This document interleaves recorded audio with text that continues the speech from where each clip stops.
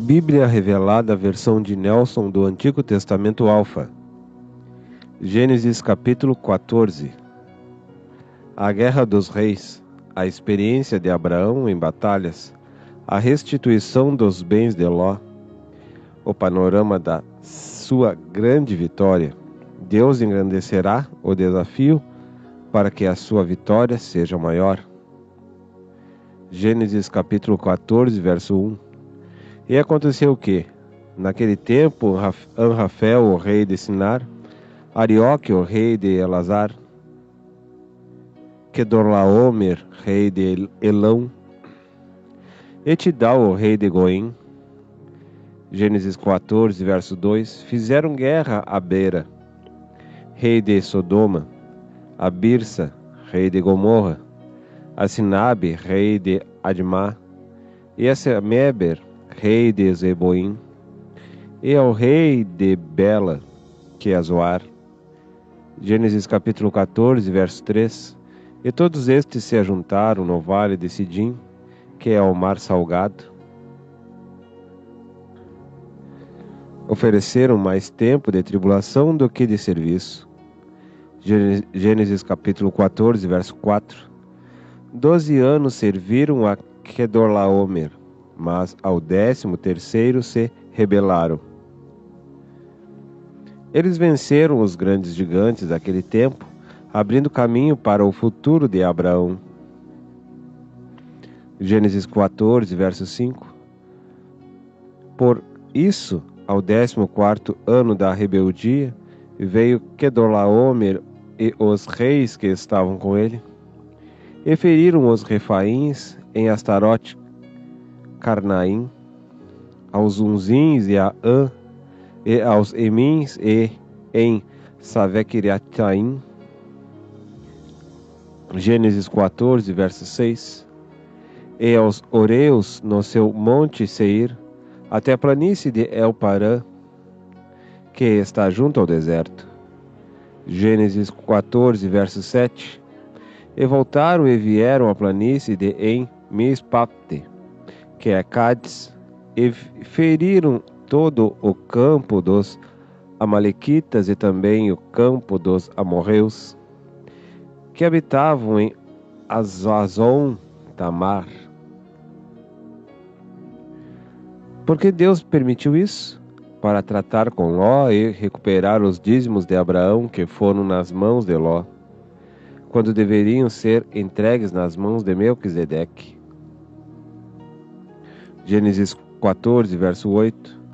E saíram os reis de Sodoma e de Gomorra, de Admá, de Zeboim e de Bela, que é Zoar.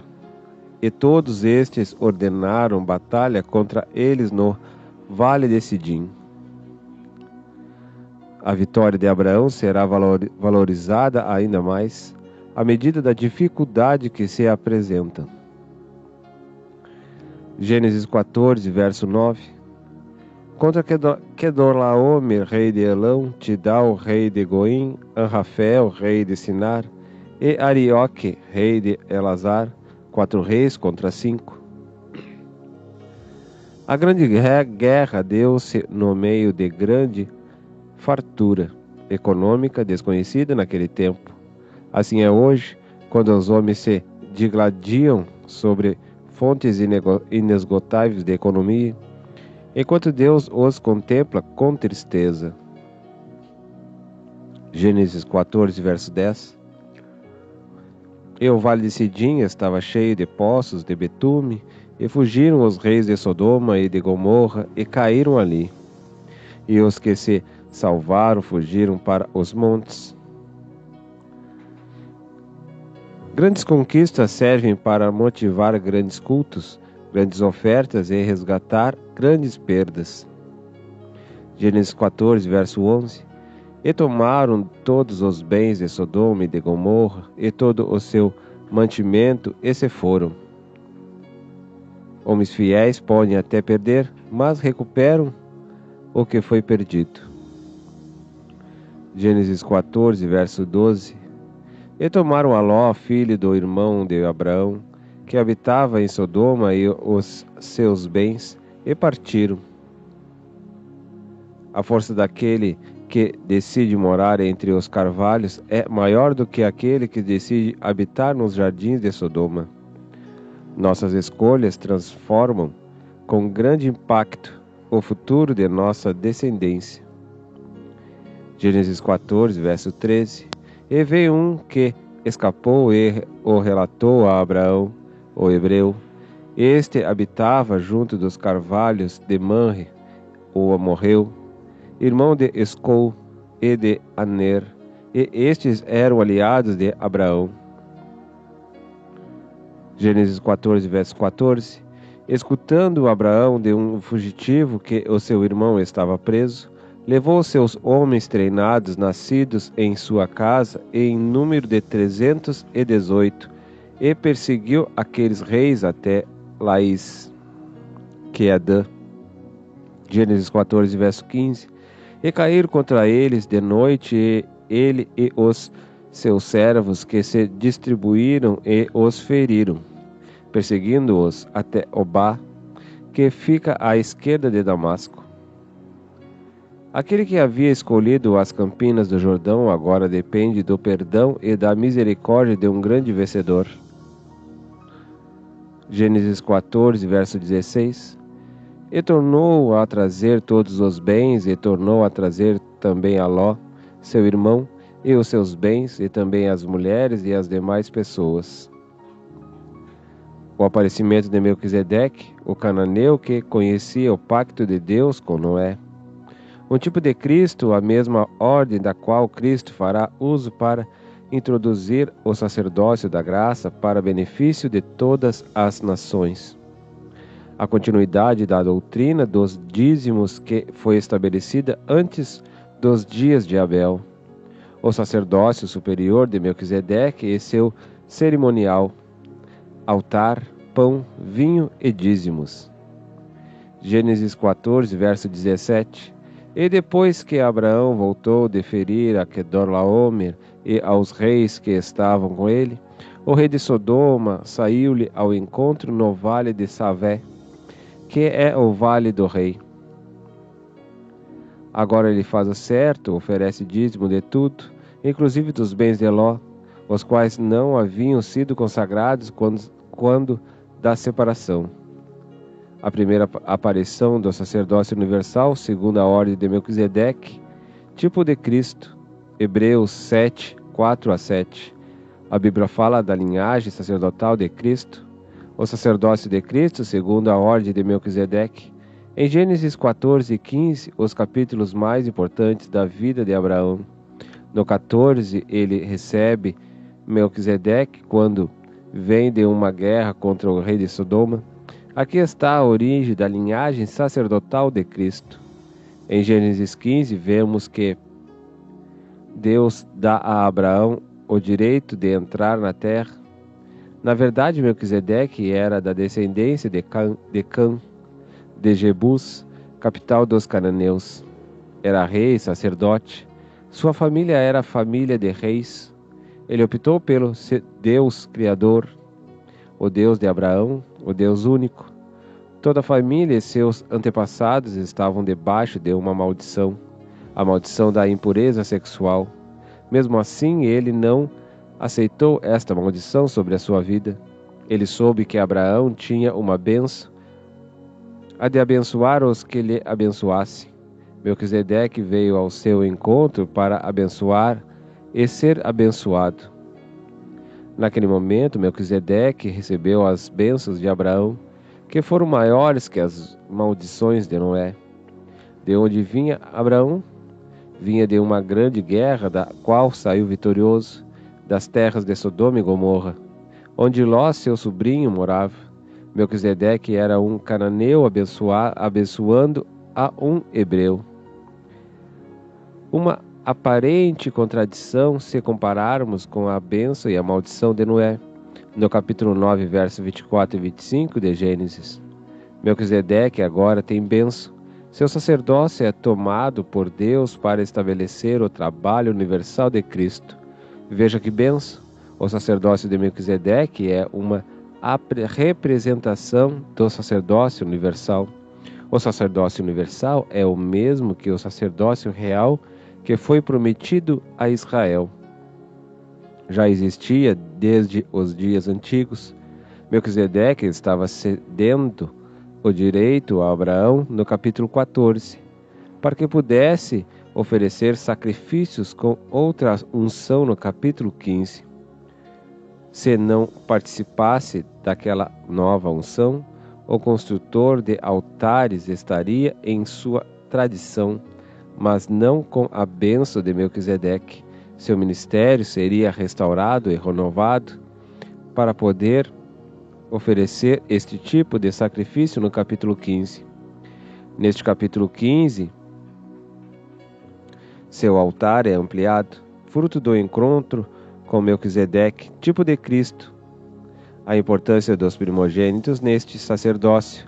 Somente os primogênitos podiam perpetuar o sacerdócio universal, já que qualquer povo podia oferecer holocaustos a Deus, Criador.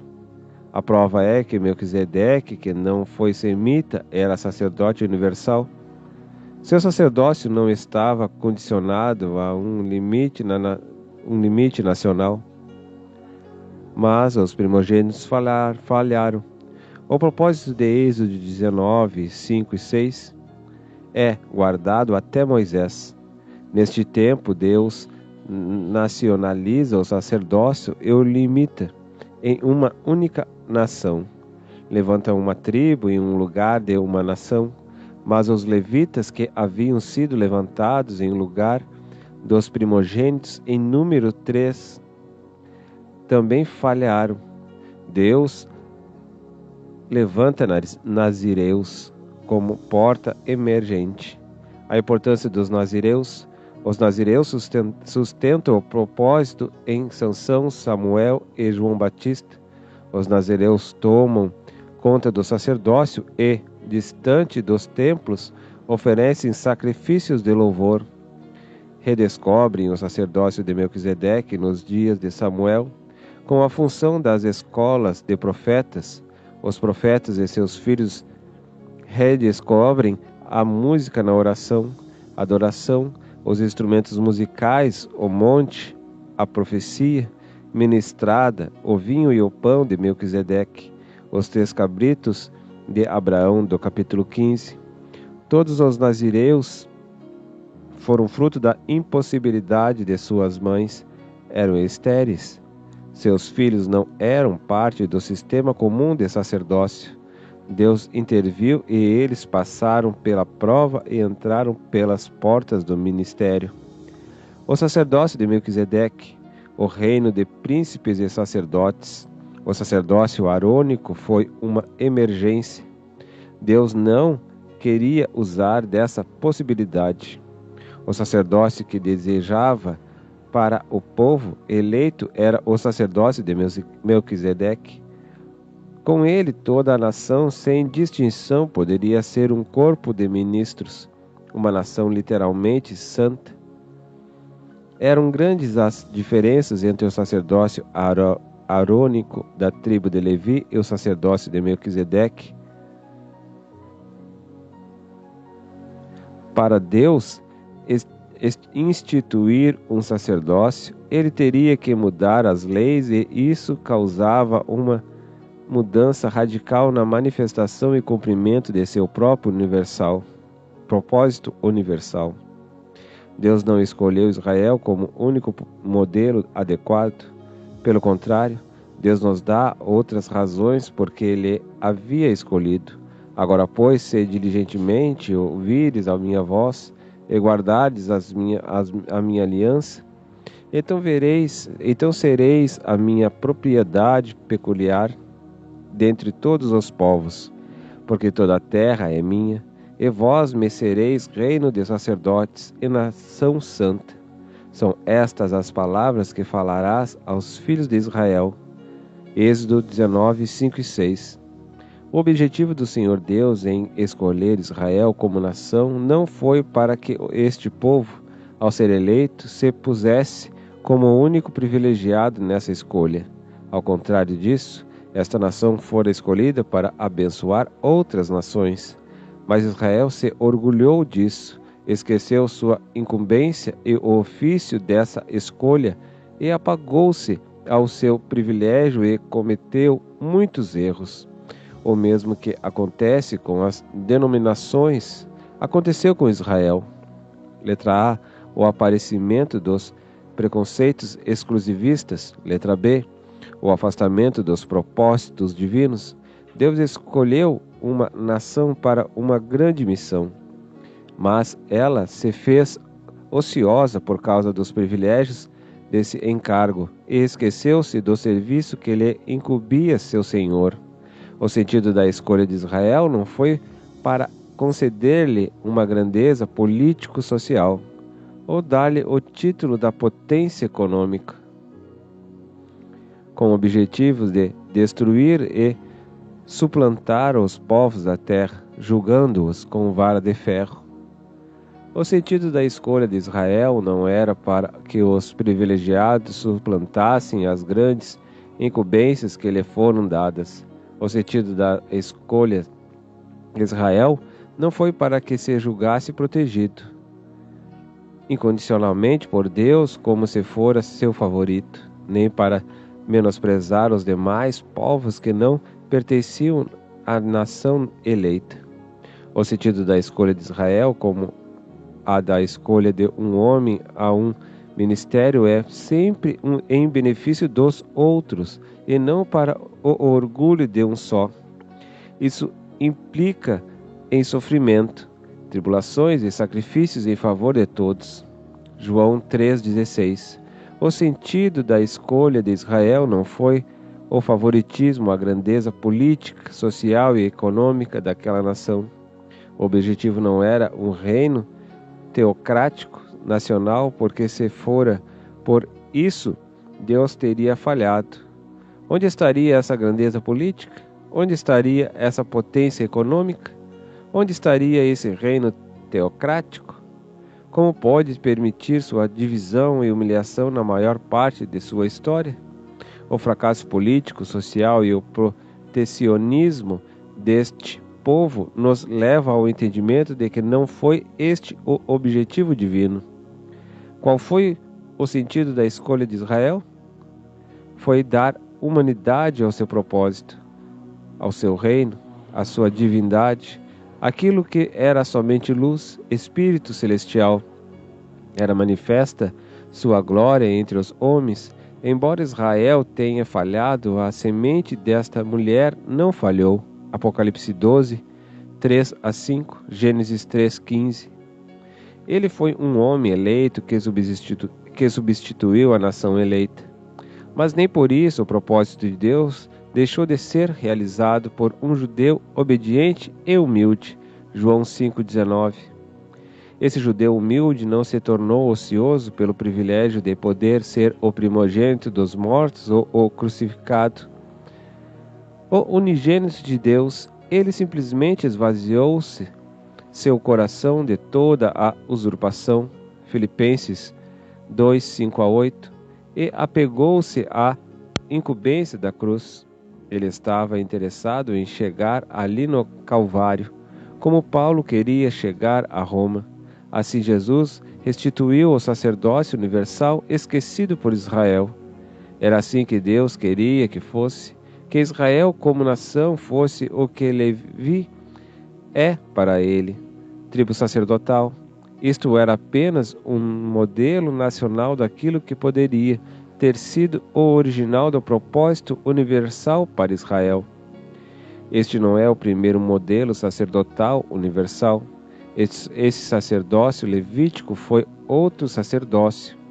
Pela falha de Israel em não querer obedecer às prerrogativas divinas, para ser uma bênção para todas as famílias da terra, o sacerdócio universal por um tempo foi posto de lado. Deus precisou tratar inicialmente com a nação de Israel e organizou a casa, a fim de que esta casa assumisse a posição que lhe havia sido predita. O propósito estava estabelecido. Quando Israel saiu do Egito, Deus falou desse objetivo. Agora, pois, Se atentamente ouvirdes a minha voz e guardareis o meu pacto, então sereis minha possessão peculiar dentre os povos, porque minha é toda a terra, e vós sereis para mim reino sacerdotal e nação santa. Êxodo 19, 5-6. Observe que a nação sacerdotal implica não ter herança própria. Como a tribo sacerdotal, o sustento da nação sacerdotal equivalia ao sustento de Deus. Ele era possuidor de tudo. Ser nação sacerdotal deveria significar também que esta nação deveria ser santa, um exemplo internacional. Isto requereria obediência aos mandamentos de Deus. Isso implicaria oficiar expiação e cumprir as leis do sacerdócio, cuidar dos móveis do tabernáculo, zelar pelo cumprimento dos deveres das nações, direito à parte dos dízimos das nações, desempenhar o sacerdócio em satisfação, à semelhança do sacerdócio interno levítico, Números 3, 5-10. O que Deus desejou foi isto: estabelecer o propósito universal, assim como Levi deveria ser para todas as tribos nacionais, Israel deveria ser para todas as nações. Isto implicaria no sacerdócio universal. A origem do sacerdócio universal de Melquisedeque não estava em Levi, estava em Melquisedeque. Inicialmente, Melquisedeque o transmitiu a Abraão, e cada primogênito seria incumbido de ser um propagador desse sacerdócio. Em toda nação haveria primogênitos, em toda família, em toda tribo, a bênção do patriarca passaria a eles. A eles passaria os direitos de herança, de propriedade dobrada, de liderança espiritual, moral e promissora, de posteridade, mas principalmente do sacerdócio. Não se diz de que nação era Jó, mas era um sacerdote. Sabemos que Melquisedeque não era de linhagem de Sem, mas de Cã. Por isso não era contado na genealogia dos judeus. Por isso não se conheceu seu pai, mãe ou irmão. Mas era um rei, e parte de sua dinastia foi conhecida. Josué 10:1. Adoni-Sedeque. Melquisedeque era cananeu. Melquisedeque era rei em Salém. Melquisedeque era sacerdote. Melquisedeque era homem. Melquisedeque era primogênito. Melquisedeque conhecia o Deus Altíssimo, Deus de Noé. Conhecia a lei deste sacerdócio, os elementos de seu sacerdócio, pão e vinho, o corpo do cordeiro e o sangue dele. Melquisedeque não era extremista nem preconceituoso. Sabia da maldição que pesava sobre os cananeus e da bênção que estaria sobre os semitas e jafeitas. Os primogênitos superaram isto até os animais. Todos os primogênitos eram no Senhor, eram as primícias dele. Gênesis 9, Números 3. O que Israel deixou de ser hoje, Deus efetuou através de Cristo, por intermédio da Igreja. A Igreja não tem herança nesta terra. Como Levi, pois, é a nação sacerdotal, a Igreja tem sido bênção para todos os povos.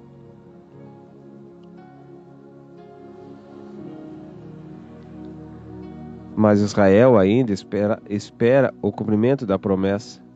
Toda a Igreja é um reino de sacerdotes.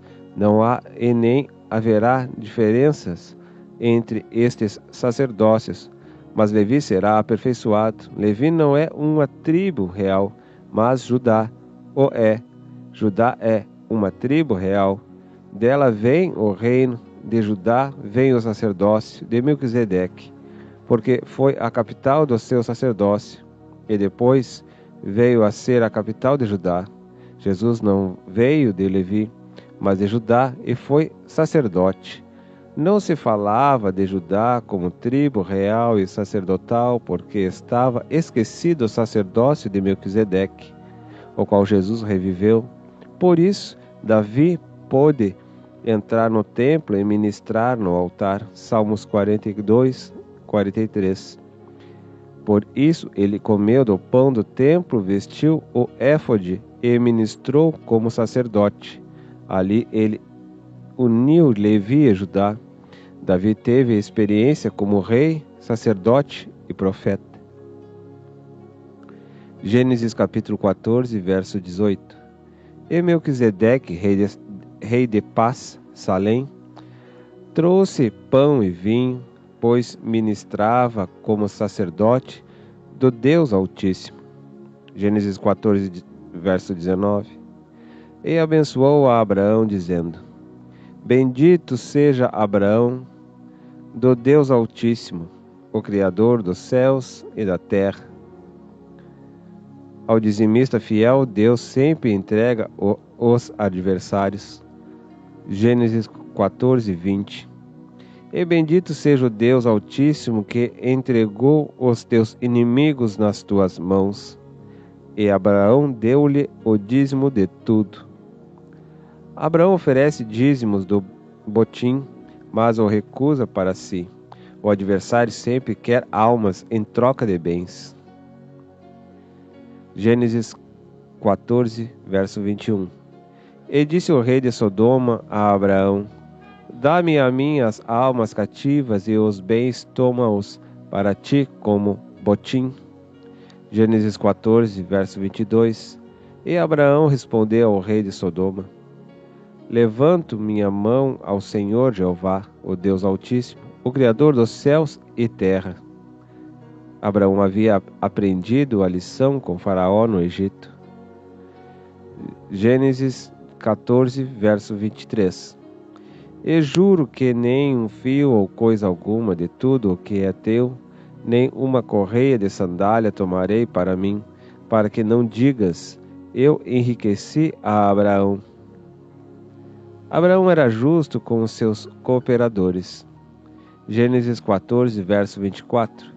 Salvo o que os mancebos comeram, e a parte dos homens que foram comigo, Aner, Escol e Manre, que estes tomem a sua parte.